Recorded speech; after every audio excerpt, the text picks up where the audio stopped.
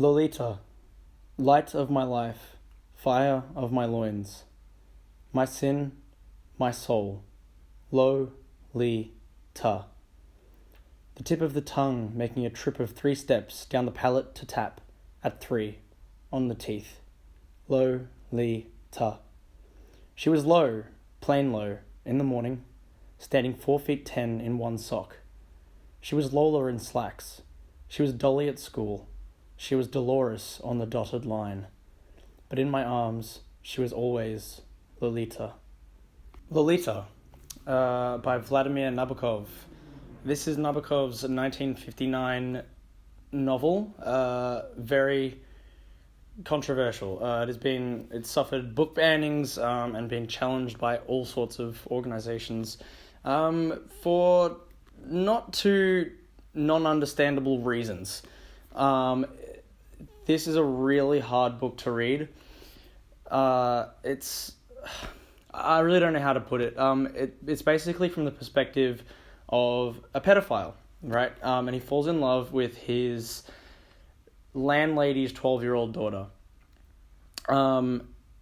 It's really hard to read because Nabokov's writing style, it's so sensual and romantic that it makes you feel like he's talking about a normal relationship and falling in love and all these things, and then you sort of snap out of it and you realize that he's talking about a 12-year-old girl.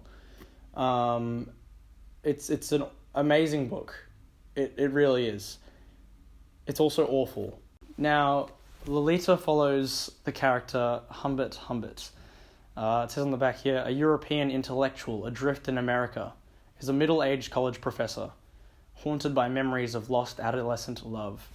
So he ends up finding himself in a romantic situation with a girl his age when he was a child, and it's sort of described that is what sort of triggered his entrapment of this love of younger people.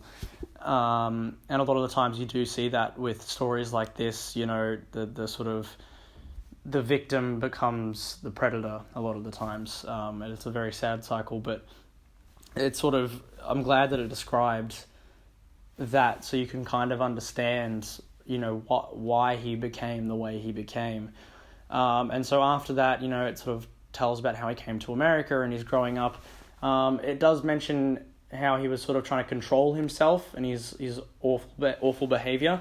But eventually, he loses control. He ends up trying to move into a house, and he gets shown into this house. He gets a tour, and he's like, this is not really what I'm looking for. This is a terrible house. And then he lays eyes on Dolores Hayes, who is, in short, Lolita, and that makes him stay at the house. And instantly, from instant recognition, his lust and his desire begins to make her his. And it just follows a horrible journey of his manipulation and his abuse of her and that story. I do think it ends well. Tragic things happen to Lolita in this book. It's truly horrific, but there is, she does manage to prevail, in a sense, as hard as that is to say. It's incredibly painful to read. The main character is he's obviously a very flawed character, but he knows what he's doing is wrong. He knows what he's doing is illegal and he shouldn't be doing it, but he can't help but stop himself, and he tries for a little bit, but he thinks that the laws and the laws are wrong, right? And he thinks that the morality of his love for this 12-year-old girl is acceptable. He thinks that it's fine. He just sees it as a normal relationship. And I mean, this is about a 350-page book, fully exploring this topic.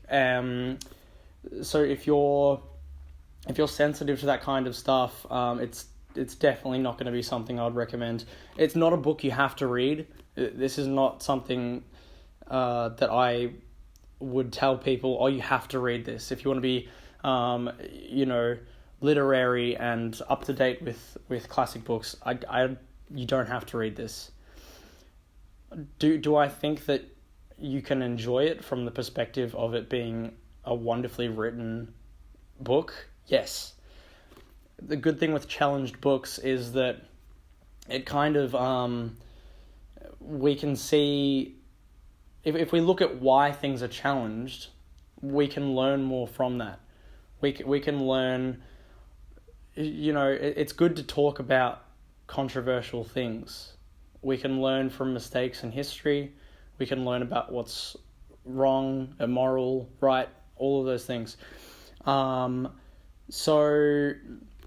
I do think this is a worthy read. I really, really enjoyed it. Obviously, it's very unique. I haven't heard of many books that go into this kind of detail on these kind of things. I wish there really wasn't a book that went into these things, but there is, and that is Lolita, and it's devastatingly beautiful.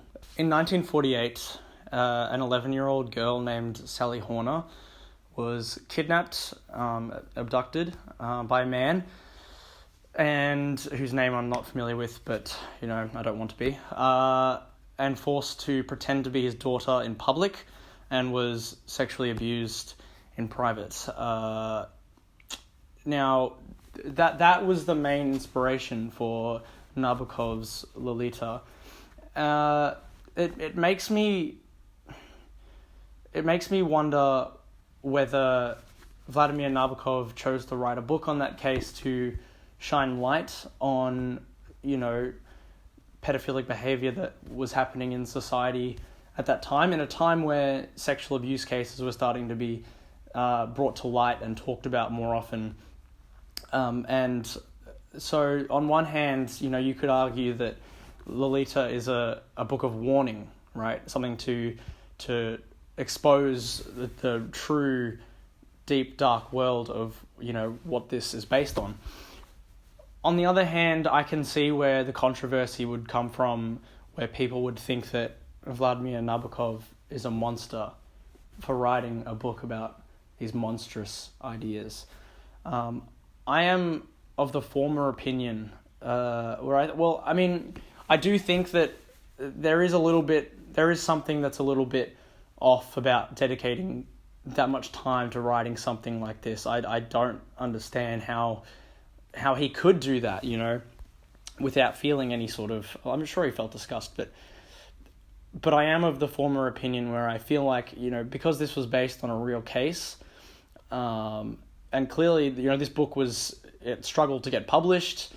People thought that, someone that would publish a book of this content would be jailed or fined, or the book would be torn off shelves, which, it did. But, eventually, we got it.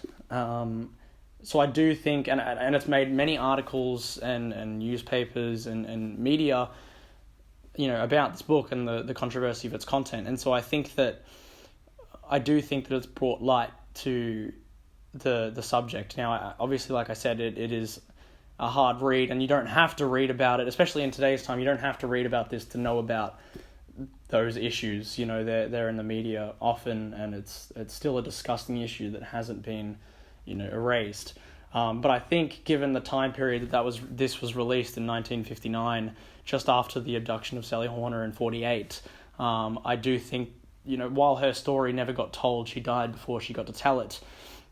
I do think in the time that this was released that it probably did, after a time, achieve some sort of positive recognition, in the sense that while people wouldn't have been happy with this book being released, it got people talking about the issue and hopefully being more careful about, their children and the people out there, like Humbert, who is the main character of this book. It's really hard to talk about a book like this. I'm reviewing it because this is the first classic that I've finished as I'm starting this channel. I'm glad that I can make a review of this because, like I said, it is important to talk about challenged books and why they've been censored in the past.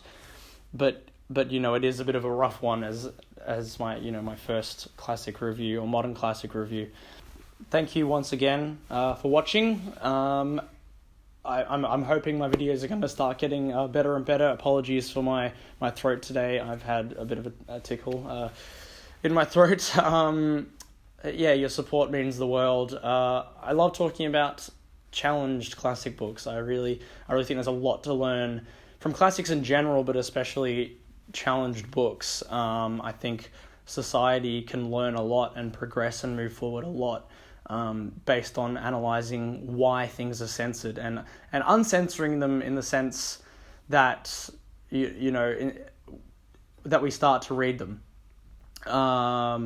Just understanding why maybe in the past they would have been challenged, and still looking at it in a lens that this content may be wrong, it may be hard to face, but sort of separating content from the piece itself and kind of looking at it through a critical lens. So yes, thank you once again for watching. Give me a like and a subscribe on this video. That would be much appreciated. And I'll see you in the next one. Stay reading. Peace out.